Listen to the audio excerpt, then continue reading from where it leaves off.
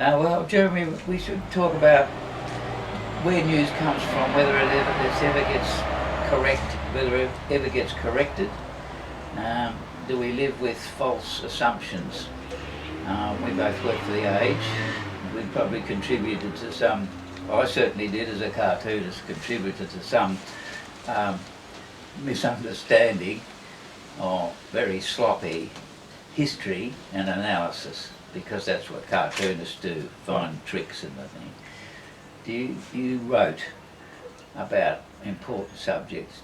And edited. And edited. Yeah. Do you recall some terrible errors we made in us? I tell you what, I think assuming the Middle East? Yeah. Well, just apart from the Middle East, I think cartoonists, in a way, it's direct. You do the cartoon, you draw it, you give it to the pictorial editor or whatever, it goes in the newspaper. But news is an artifact.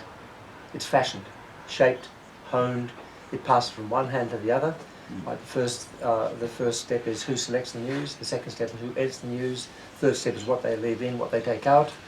Okay, and so forth and so on. That's the process. So what the person who reads in the newspapers or sees on television is quite different from raw material.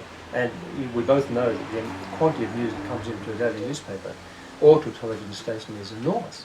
The pictures as well. So what they actually pick from that is a fraction of the total. And that depends on the inclination, the temperament of the person who's doing the choosing. Yeah. All right. So the whole process is very contingent on a whole lot of things. Yeah. So when people look at a newspaper, they don't actually see what is behind it. This immense three-dimensional world. Yeah. Right? It really is like a beehive with lots of people labouring to produce this object called news. Yeah. So it's a sort of space problem in a way, because you can analyse the moment, the moment that we're discussing, which has come through from a correspondent or a consulate. Yeah.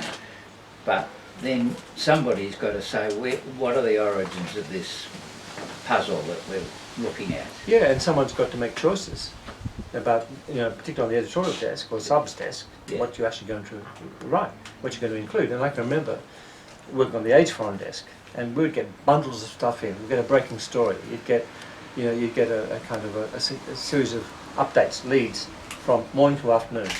Okay, and you go through the file, and you'd pick up what you thought was most important, and then you go through what you were getting from your own correspondent, and often there'd be a huge gap. Right? Now, if you had tacked on what you got from the agency file to what the correspondent's writing, you might not like it. Right? It doesn't fit into what he thinks the new situation is. And, the editor might not like that. I've been in that situation where Graham Perkin picked me up and said, I've had this message from so-and-so, I won't say who it is, and he went through this long letter, single-spaced type from one of our esteemed correspondents.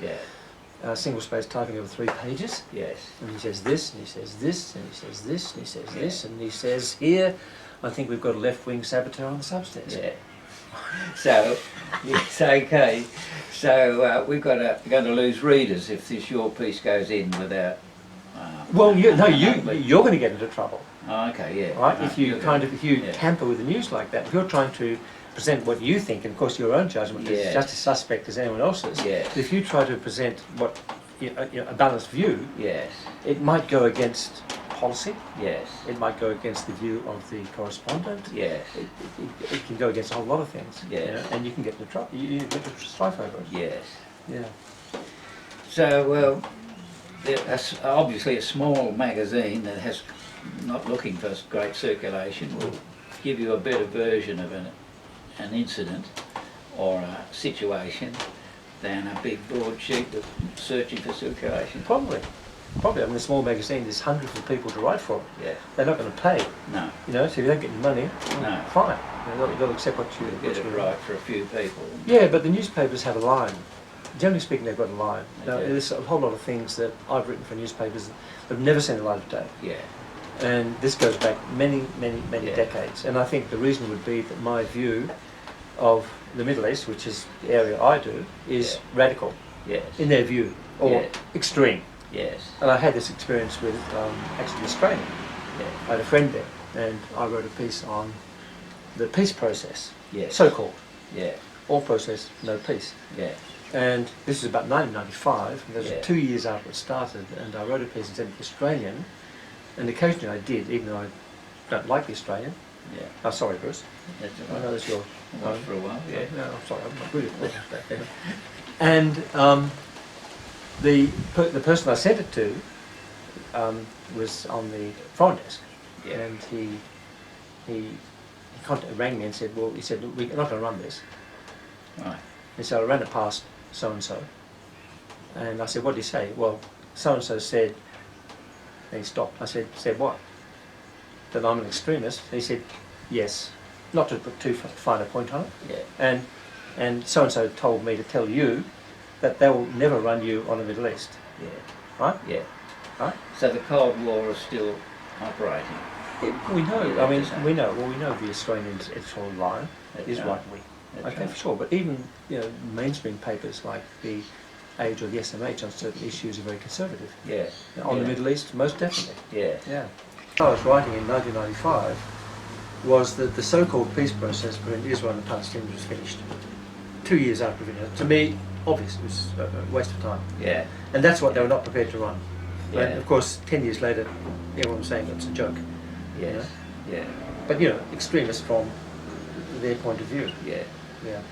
Did you ever sorry, Bruce, Yeah. did you ever have a cartoon rejected? Not on political grounds and not on international grounds, but the ones that they didn't like were anything corporate. Okay. Because Right. they do our Right. advertising. Of course. We can't live They without pay it. the wages. So Yeah. you don't name anybody. Right. You know, you can do it in a general sense that they're all, pretty devious, but you can't say this guy, Mm-hmm. is a crook. Mm-hmm.